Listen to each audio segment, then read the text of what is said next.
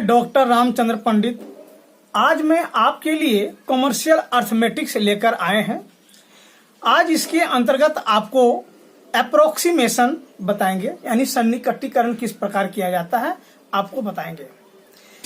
पूर्णांक अंक, सार्थक अंक, दशमलव स्थान अंक या दहाई अंक हो, इसका अप्रोक्सीमेशन किस प्रकार करेंगे ये आपको आज मैं डिटेल्स बताऊंगा।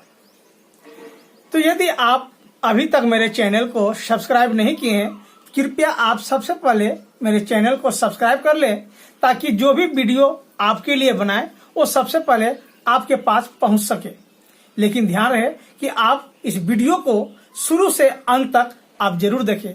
मुझे पूरा विश्वास है कि आप अंत तक इस वीडियो को देखेंगे तो अप्रोक्सीमेशन जो है चैप्टर 100% आपको क्लियर हो जाएगा। सन्निकटनीकरण अप्रोक्सीमेशन। अप्रोक्सीमेशन जानने से पहले आप इन्हें ध्यान दें।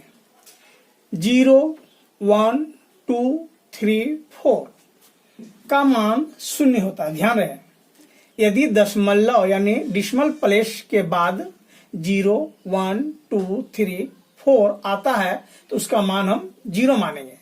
यदि दशमलव स्थान के बाद 5, 6, 7, 8, 9 आता है तो इसका मान 1 होगा।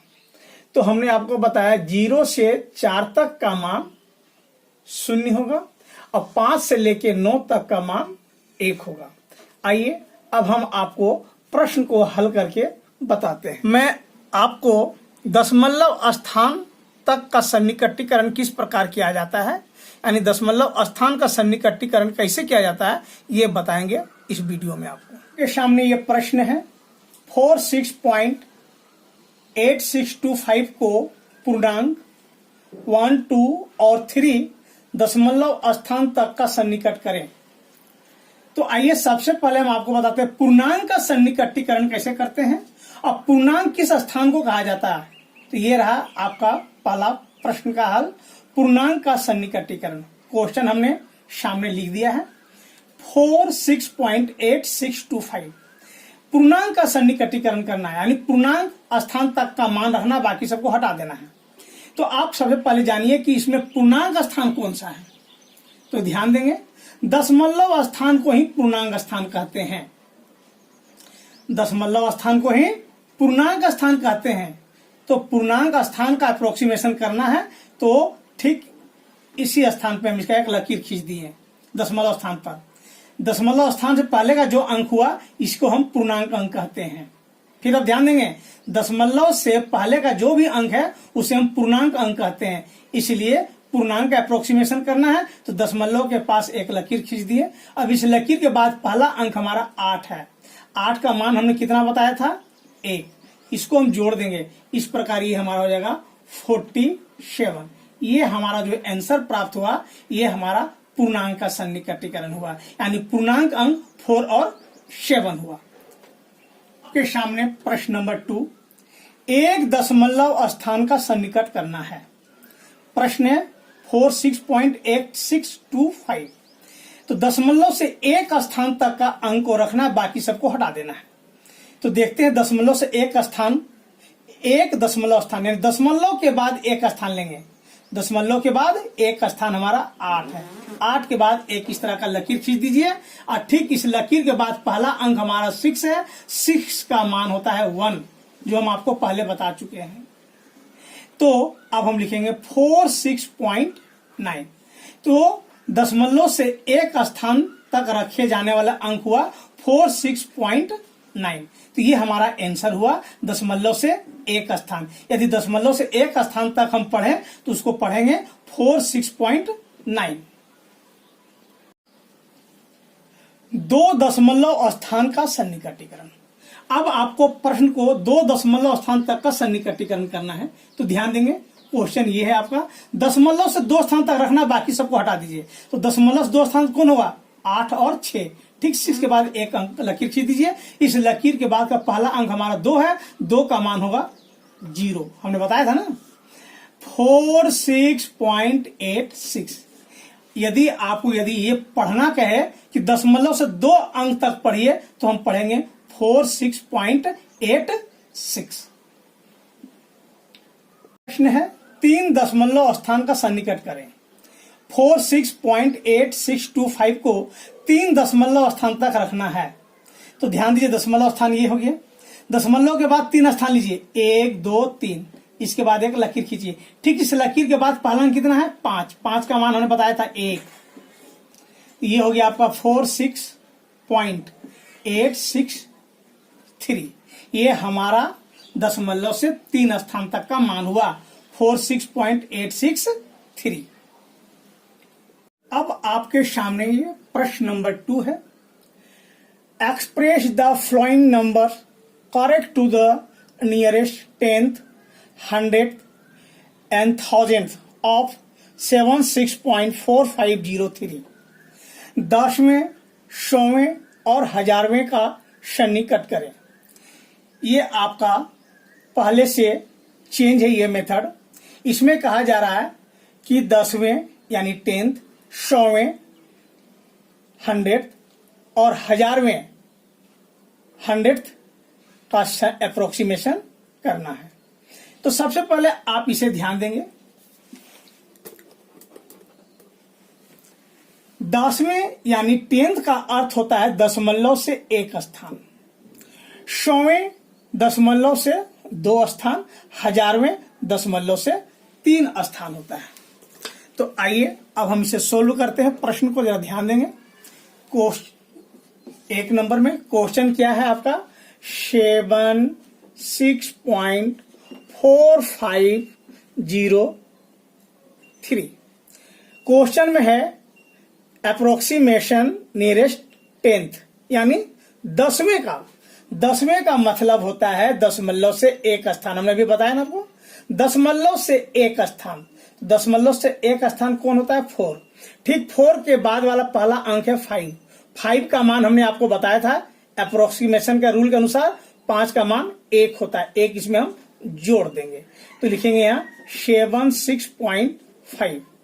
तो हमारा 10th का अप्रोक्सीमेशन 76.5, यहाँ लिखेंगे हम 10वें का सन्निकटीकरण। नंबर 2 में हम आते हैं। नंबर 2 में लिखा हुआ है, जरा ध्यान देंगे, पहले क्वेश्चन लिखते हैं 76.4503। इसमें कहा गया नंबर 2 में 100वें मतलब 100th यानी दशमलव से 2 स्थान।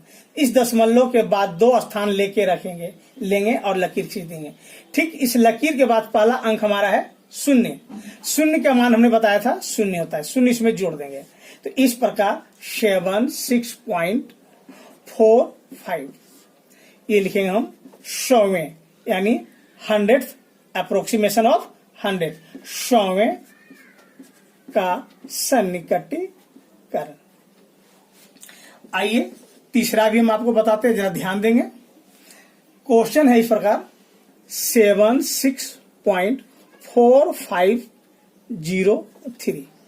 3 नंबर में लिखा है 1000th अप्रोक्सीमेशन ऑफ 1000 यानी 1000वें का सन्निकटीकरण। 1000वें का अर्थ होता है दशमलव से 3 स्थान, 1 2 3। 3 के बाद एक लकीर खींच देंगे। अब इसका अप्रोक्सीमेशन करेंगे। लकीर के बाद पहला अंक कितना है 3 है। 3 का मान हमने आपको बताया था ना 0 होता है, 0 इसमें जोड़ देंगे 76.450। ये हमारा हो गया 1000वें का सन्निकटीकरण। अब आप बने रहिए, आपके सामने ये प्रश्न है। प्रश्न में कहा गया है express the following number correct to the nearest 10, 100 and 1000। Problem है आपके सामने ये 86792.79। इसे हम सोल्व करके बताते हैं कि आपको 10th का अप्रोक्सीमेशन, 100 और 1000 का अप्रोक्सीमेशन किस प्रकार करेंगे। नंबर 1, सबसे पहले हम क्वेश्चन को नोट कर लिए। अब यहां लिखा हुआ दहाई यानी 10 का अप्रोक्सीमेशन। अगर दहाई का अप्रोक्सीमेशन करना है तो हम क्या करेंगे, क्वेश्चन में 10 से इसे हम डिवाइड करेंगे। डिवाइड करने के बाद हमें प्राप्त होगा 8679.279, यानी दहाई स्थान 10 स्थान हमारा 9 के बाद आ गया। तो 10 से डिवाइड करने के बाद जहां पर दशमलव स्थान आता है ठीक उसी के समीप एक लकीर खींचेंगे इस प्रकार, और इस लकीर के बाद पहला नंबर है आपका 2। 2 का मान हमने बताया था, इसका मान 0 होता है। अब इसे हम जोड़ देंगे 8 6 7 9। इस प्रकार हमें जो परिणाम प्राप्त हुआ ये हमारा दहाई का सन्निकटीकरण हुआ। हम लिखेंगे अप्रोक्सीमेशन ऑफ 10। दूसरा प्रॉब्लम है आपका सैकड़े का सन्निकटीकरण करना, अप्रोक्सीमेशन ऑफ 100। तो 100 का अप्रोक्सीमेशन किस प्रकार करेंगे, ठीक अभी हमने आपको बताया जिस तरह 10 का, ठीक उसी प्रकार 100 का भी अप्रोक्सीमेशन का रूल वही है, बस दहाई में 10 से भाग दिए। अब हम क्या करेंगे, सैकड़ा को 100 से भाग देंगे। देखिए इसको 100 से डिवाइड कर दीजिए। डिवाइड करने के बाद जो हमें प्राप्त होगा वो है 8679279। हमारा डिवाइड करने के बाद ये 0.7 के बाद आ गया।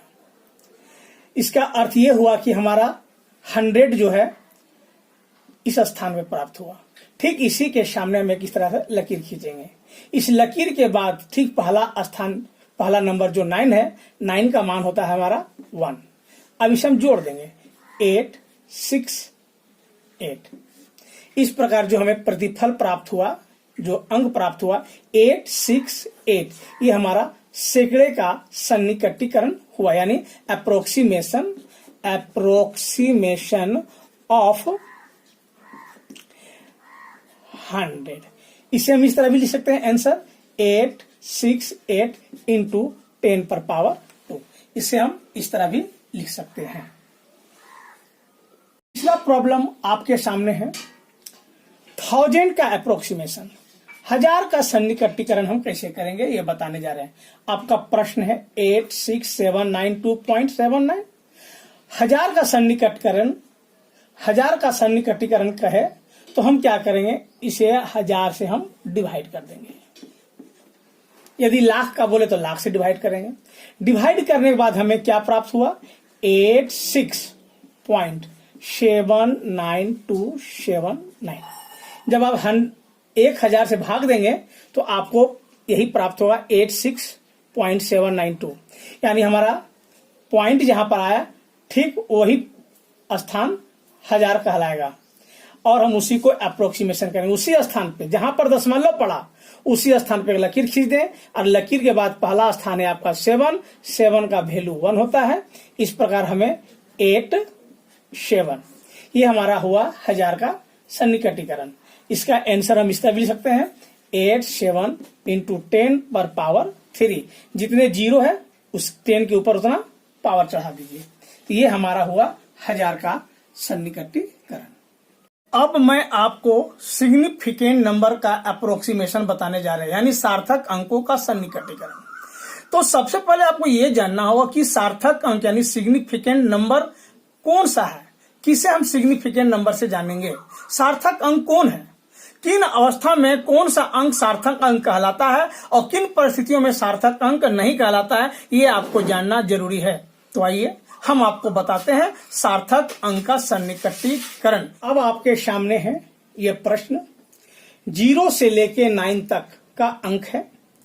क्या इसमें कौन सा अंक सार्थक अंक है और कौन सा अंक सार्थक अंक नहीं है, इसको जानने के लिए हम आपके सामने लाए हैं सार्थक अंक। ध्यान देंगे, सार्थक अंक यानी सिग्निफिकेंट नंबर। जिस अंक का कोई अर्थ निकलता हो, ध्यान देंगे, जिस अंक का कोई अर्थ निकलता हो वह सार्थक अंक कहलाता है। सार्थक अंक जो नहीं कहलाएगा, जिस अंक का कोई अर्थ नहीं निकलता हो वह अंक सार्थक अंक नहीं कहलाता है। ध्यान दीजिए, जैसे यदि हम एक यदि कहते हैं तो इसका अर्थ हुआ एक वस्तु का बोध कराता है। जब हम दो बोलते हैं तो किसी दो वस्तु का बोध कराता है। तो यहां पर 1 2 3 4 5 6 9 तक का सभी अंक हमारा सार्थक अंक होगा। लेकिन अब सवाल उठता है, क्या शून्य सार्थक अंक है? क्या शून्य सार्थक अंक है? यदि परिभाषा के अनुसार यदि शून्य का कोई अर्थ नहीं निकलता है तो शून्य सार्थक अंक नहीं होगा। यदि शून्य का कोई अर्थ उत्पन्न होता है वहां पर तो शून्य सार्थक अंक होगा। मैं आपको बताया 1 से लेके 9 तक के सभी अंक सार्थक अंक कहलाते हैं, क्योंकि एक बोलने का मतलब किसी एक वस्तु का बोध होता है, दो बोलने से किसी दो वस्तु का बोध होता है। इसी प्रकार 9 कहते हैं तो किसी 9 वस्तु का बोध कराता है। लेकिन सवाल उत्पन्न होता है, क्या 0 सार्थक अंक है? परिभाषा के अनुसार यदि 0 का कोई अर्थ निकलता हो, 0 से किसी वस्तु का बोध कराता हो, तो वो 0 जो है सार्थक अंक होगा। यदि 0 का कोई अर्थ नहीं निकलता है, उस स्थान पे 0 अर्थहीन हो जाता है, तो 0 वहां सार्थक अंक नहीं कहलाएगा। ध्यान दीजिए आप यहां पर देखें 0 1 2 3। अब आपको देखना कि इसमें कितने सार्थक अंक है। तो इसको जानने के लिए अब हम इसे पढ़ेंगे। इसे कितना पढ़ा जाएगा? 123। ये 123 पढ़ा जाएगा, जबकि 4 अंक है 1 2 3 4। लेकिन इसको हम पढ़ेंगे 123। तो क्या शून्य सार्थक अंक हुआ? क्योंकि यहां पर शून्य का कोई अर्थ ही नहीं निकल रहा है, इसलिए यहां पर शून्य सार्थक अंक नहीं कहलाएगा। जब आपको पूछा जाएगा कि इसमें कितने सार्थक अंक है तो आप बताएंगे कि इसमें 3 सार्थक अंक है, 1 2 3। शून्य को नहीं लेंगे। लेकिन ध्यान दीजिए आप, अगर इसी को हम इस तरह लिखते हैं 1 0 2 3, तो क्या इसमें कितना अंक है? 1 2 3 4। तो हम इसे क्या पढ़ेंगे? 1023। इसे हम क्या पढ़ेंगे? 1023। अगर यहां पर शून्य को हटा दीजिए तो 123 हो जाएगा। लेकिन यहां शून्य जब पड़ गया बीच में तो शून्य भी सार्थक अंक हो गया, क्योंकि यहां शून्य का महत्व हो रहा है, शून्य का अर्थ उत्पन्न हो रहा है, शून्य का वैल्यू बताया जा रहा है।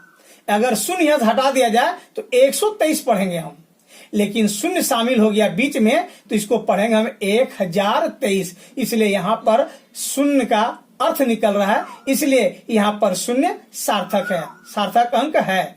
तो कुल कितने सार्थक अंक है? 1 2 3 4। यहां पर हम पढ़ेंगे कुल 4 सार्थक अंक है।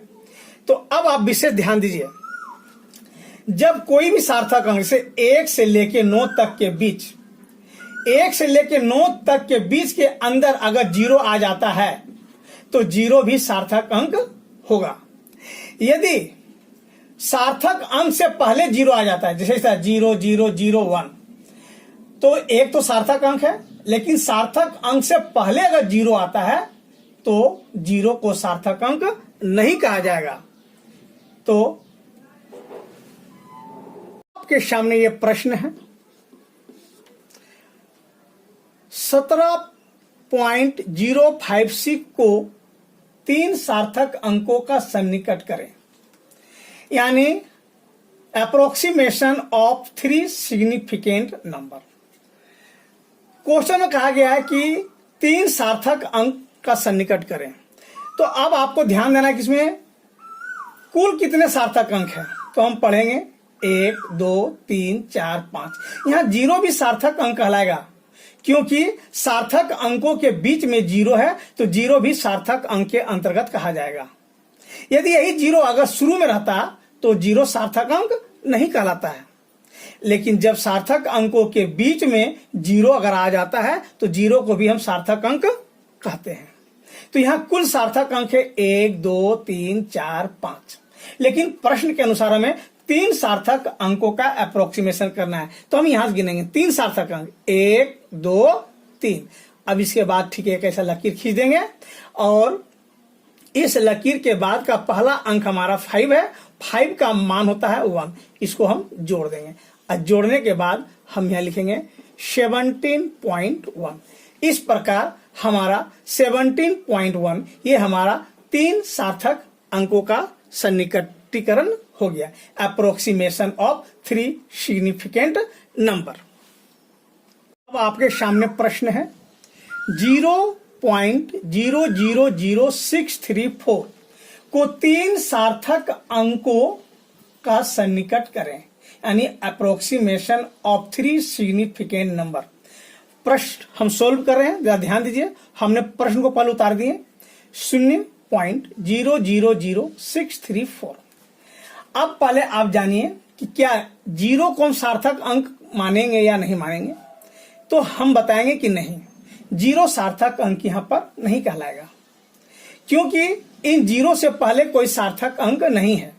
अगर 0 से पहले कोई अंक आ जाता है यहां पर 1 से लेकर 9 तक के कोई भी अंक, तो वो सार्थक अंक कहलाता है। लेकिन यहां पर 0 सार्थक अंक नहीं होगा। तो यहां पर कितने सार्थक अंक है आपका 6, 3, 4। इसे यदि पढ़ा जाए तो हम पढ़ेंगे 634।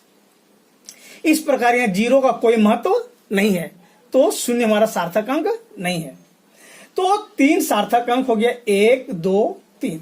अब इसे हम यहां एक लकीर खींच देंगे। इस लकीर के बाद कोई अंक नजर नहीं आ रहा, ध्यान रहे। इस लकीर के बाद जब अंक नहीं है तो वो अंक 0 0 होता है। तो इस लकीर के बाद 0 है, 0 का वैल्यू 0 होता है।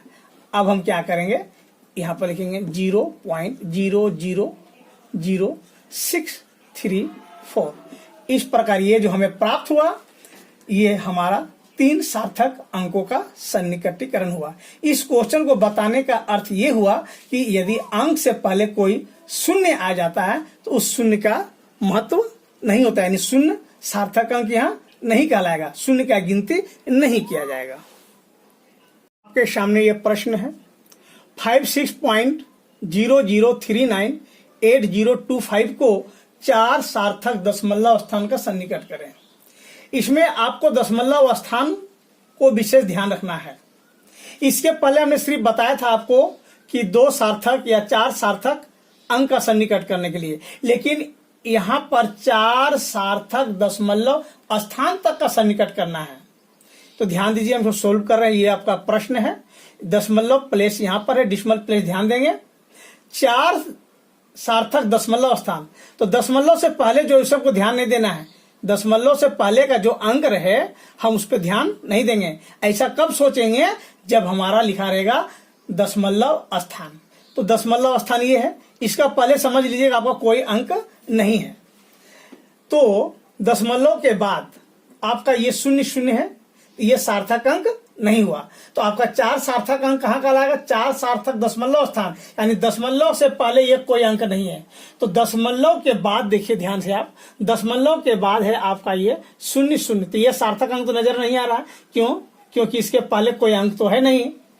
तो यहां पर 4 सार्थक अंक होगा, 1, 2, 3, 4, यानी 3, 9, 8, 0। ये हमारा 4 सार्थक अंक होगा। ऐसा हम तब गिनेंगे जब हमको दशमलव से कहा जाएगा।